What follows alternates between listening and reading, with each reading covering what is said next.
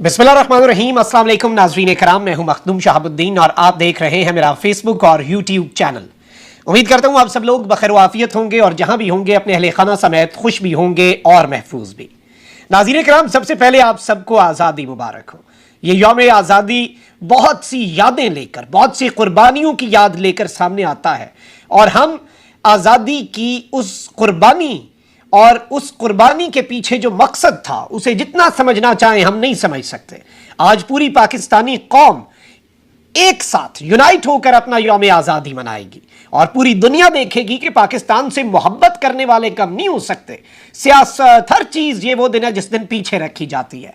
लेकिन इस दिन इमरान खान साहब ने एक मरतबा फिर जेल से एक इंतहाई अहम पैगाम देकर पूरे का पूरा सियासी मंजरनामा बदल दिया है। जबकि उसके साथ ही साथ पाकिस्तान में ईद हो, 14 अगस्त हो, कोई भी दिन हो, सियासत में भूचाल ना आए। अहम दिनों में तो आता ही है। मतलब पाकिस्तान वो मुल्क है जिसमें रोजाना सियासत में कोई बड़ा धमाका होता है। अब सदर मुमलिकत और chief justice of Pakistan justice Umar Ata Bandial के ऊपर जो एक शिकंजा कसने का मंसूबा बनाया गया है, उस हवाले से बड़ी आम तरीन डेवलपमेंट्स हैं जो मैंने आपके सामने रखनी है। और ये डेवलपमेंट्स जो हैं ये समझने वाली हैं क्योंकि इसमें बहुत सी चीज़ें अब देखनी हैं। और जाहिर बात है कि जिस तरह मैं यौम आज़ादी के बारे में बता रहा था तो उस पर हमेशा मैं एक शेर सुनाया करता हूँ मेहर नजमी का कि निकाल लाया हूँ एक पिंजरे से एक परिंदा, अब इस परिंदे के दिल से पिंजरा निकालना है। तो 75 साल पहले पाकिस्तानी कौम जो है वो आज़ाद हुई थी, वो उस पिंजरे से बाहर आई थी। लेकिन आज भी इस कौम के दिल के अंदर पिंजरे का डर है, पिंजरे का खौफ है। वो खौफ भी तोड़ना है क्योंकि आजाद मंश इंसान जो है वो फिर आजाद होता है, वो अल्लाह के आगे झुकता है, वो अपने मुल्क के आईन और कानून जो है उसकी पासदारी करते हुए अपनी फ्रीडम को एक्सरसाइज करता है। और फ्रीडम जो है उसकी एक कॉस्ट होती है। ये कॉस्ट हमारे आबाओ अजदाद ने आज से बहुत साल पहले 1947 के अंदर पे कर दी थी। और हम हर रोज कोई ना कोई कॉस्ट अपने मुल्क को बेहतर बनाने के लिए, अपने मुल्क को हकीकी मानों में आजाद बनाने के लिए दोबारा पे करते रहेंगे और शिकवा भी नहीं करेंगे क्योंकि वो मोहसिन नकवी का शेर है कि मिट्टी की मोहब्बत में हम आशुफ्ता सरों ने वो कर्ज उतारे हैं जो वाजिब भी नहीं थे। तो जो कर्ज हम पे वाजिब भी नहीं थे अब तो वो भी उतारेंगे, वो भी हमारा फर्ज है क्योंकि पाकिस्तान ने हमें क्या दिया ये हमारा सवाल ना था ना होगा। हमने पाकिस्तान को क्या दिया, हमने इसे बेहतर बनाने के लिए क्या किया, हमने शिकवा जुल्मत शब के बजाय अपने हिस्से की शम्मा क्यों नहीं जलाई, ये सवाल खुद से पूछें। और अपने अपने हिस्से की हमने शम्मा जलानी है छोटे छोटे लेवल पर, लेकिन आपने मुकम्मल तौर पे अपने उसके ऊपर डटे रहना है, ईमान के साथ, मुकम्मल यकीन के साथ। और जाहिर बात है अल्लाह ताला से ये दुआ है इस दिन कि पाकिस्तान को अमन का गहवारा, पाकिस्तान में आईन और कानून की बालादस्ती हो। और जिस तरह वो कॉल है कि कुफ्र का निजाम चल सकता है, जुल्म का निजाम नहीं चल सकता, हमारे मुल्क से जुल्म का खात्मा कर दे। इंसाफ ना हो तो वो जुल्म होता है। और क्या जुल्म है? जुल्म की डेफिनेशन ही ये है कि इंसाफ का ना होना, अमन का ना होना, ये सारी चीजें। अच्छा भाई, दूसरी जानिब हमारे मुल्क के अंदर जिस तरह के हुक्मरान मुसल्लत हैं, ये 14 अगस्त गालिबन पिछले 14 अगस्त से जरा मुनफरिद मनाई जाएगी। पिछले 14 अगस्त में पीडीएम का टोला, क्योंकि ऑब्वियसली पूरी कौम यक जुबान है और इनके सर्वेज आपको पता है क्या कहते हैं। लेकिन पिछली 14 अगस्त को एक अजीम शान इमरान खान ने पब्लिक गैदरिंग के अंदर खिताब किया था, अगर आपको याद हो। और इस 14 अगस्त में वही इमरान खान कैद है, लेकिन वो कैद में बैठा भी आजादी, जो सबसे बड़ी नेमत है, आजादी का जश्न मनाने का अपनी कौम को कह रहा है। क्योंकि वो इमरान खान है, वो नवाज शरीफ नहीं है, वो कोई और सियासतदान नहीं है जिसके लिए मुल्की मफाद नीचे हो और अपना जाती और अपना सियासी मफाद उससे बहुत बालातर हो। इमरान खान की डिक्शनरी में जाती मफाद सियासी मफाद नहीं है। बहुत से ऑप्शंस थे इमरान खान के पास, बहुत सी, पहली लॉन्ग मार्च से लेकर आज के दिन तक वो बहुत कुछ कर सकता था, अपना पॉलिटिकल फायदा कर सकता था, लेकिन उसमें मुल्क के नुकसान का जहां पर अंदेशा था वो आदमी पीछे हट गया। अब शहबाज शरीफ साहब अभी उन्होंने बल्कि अलविदाई खिताब किया और कहते हैं कि आइन के रास्ते से इक्तदार में आए, इसी रास्ते से जा रहे हैं। शहबाज शरीफ साहब, एक दिलचस्प बात आपको कहूं कि अगर आप आइन के रास्ते से आए होते और आइन के रास्ते से जा रहे होते ना, तो आपको यह कहने की जरूरत ना पड़ती। कौम को पता होता कौन आइन के रास्ते से आया है और कौन आइन के रास्ते से नहीं आया। और इस सब के अंदर बड़ी बातें इन्होंने की कि जी वक्त और रिकॉर्ड गवाही देगा कि मुख्तसर तरीन मुद्दत में पाकिस्तान को दिवालिया होने से बचाया, डूबती कश्ती को बदतरीन तूफान से बचाकर पुरअमन साहिलों की तरफ वापस ले आए, और तमाम तर चीजें इन्होंने इमरान खान की पॉलिसीज पर तनकीद की। लेकिन इनकी हुकूमत का पाकिस्तान को डिफॉल्ट से बचाने की मिसाल यही है कि आप एक 20 मंजिला इमारत से किसी शख्स को धक्का दे दें और वो किसी तरीके से बच जाए, और फिर आप नीचे जाके एम्बुलेंस बुला लें और आप कहें कि मैंने इसकी जान बचाई है। तो ये वही हुआ है, इन्होंने पहले मुल्क को दिवालियापन की दहलीज पर पहुंचाया। वक्त और तारीख जो है वो फैक्ट्स एंड फिगर्स भी देखती है शहबाज शरीफ साहब, वो आपके दावे भी देखेगी, वो आपका महंगाई मुकाओ मार्च भी कभी माफ नहीं करेगी ये कौम। चले, लेकिन बात है कर दी इन्होंने। वहीं दूसरी जानिब निगरान वजीर आजम साहब जो है उनके ऊपर आपको पता है कि क्या मामलात हैं, और निगरान वजीर आजम साहब जो है उन्होंने एक इशाया भी दिया इस्लामाबाद में, करीबी रुफका के एजाज में इशाया दिया, और चेयरमैन सेनेट सादिक संजरानी, साबिक वजीर आला बलोचिस्तान जाम कमाल साहब जो हैं उन्होंने भी शिरकत की।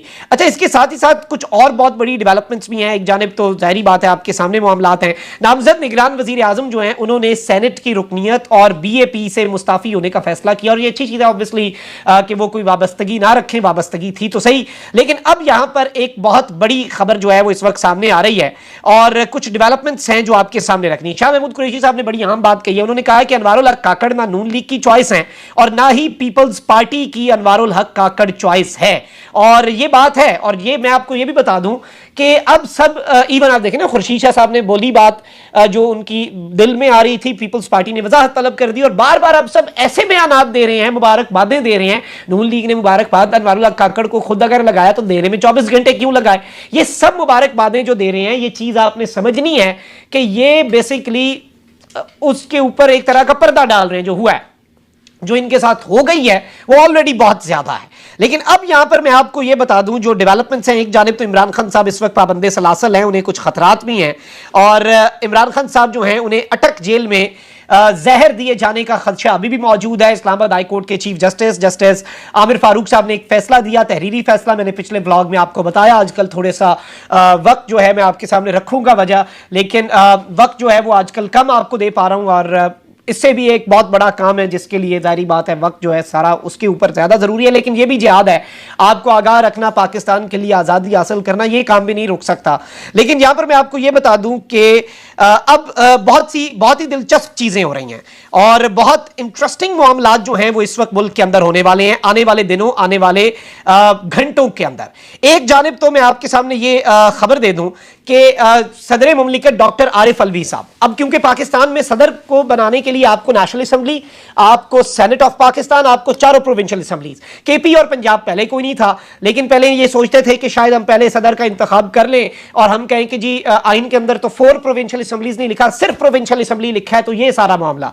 लेकिन इस सब के अंदर जो इंपॉर्टेंट चीज है नाज़रीन कराम, जो सबसे अहम डेवलपमेंट है वो ये है कि सदर मुमलिकत जो हैं उनकी टर्म पूरी होगी, लेकिन अगला सदर बन नहीं सकेगा, तो वो रुक सकते हैं जब तक नया सदर नहीं आता। लेकिन अब ये बात कही जा रही है कि सदर को घर भेजा जाएगा एट एनी कॉस्ट, वो अपनी मर्जी से जाएंगे, लेकिन उनकी मर्जी नहीं होगी। वो ऐसे ही होगा जैसे एक जबरन इस्तीफा होता है, मतलब आप एक बंदे को सामने बिठाते हैं, उसे कहते हैं हम आपको निकालने लगे हैं, अच्छा है कि भाई अपने रिकॉर्ड ना खराब करो, अपनी मुलाजमत का इस्तीफा दे दो। तो सदर मुमलिकत के वाले से भी ये बात हो रही है, और इस सब में जो इंपॉर्टेंट चीज है वो ये है कि सदर आरिफ अलवी और chief justice of Pakistan justice Umar Ata Bandial जो हैं, इन दोनों के जाने की इस वक्त बातें हो रही हैं सितंबर के अंदर। और चीफ जस्टिस जो हैं ये उनसे इस्तीफा तो ये पहले ही नून लीग वाले तलब करते रहे, लेकिन अब चीफ जस्टिस ऑफ पाकिस्तान को भी जल्द अज जल्द जितनी जल्दी हो सके उन्हें रास्ते से या फिर अपनी हथियार, उनके इक्तदार का जो एक हथौड़ा उनके हाथ में हथियार है वो उनसे लेने का इस वक्त काम चल रहा है। और जाहिर बात है, आपको पता है कि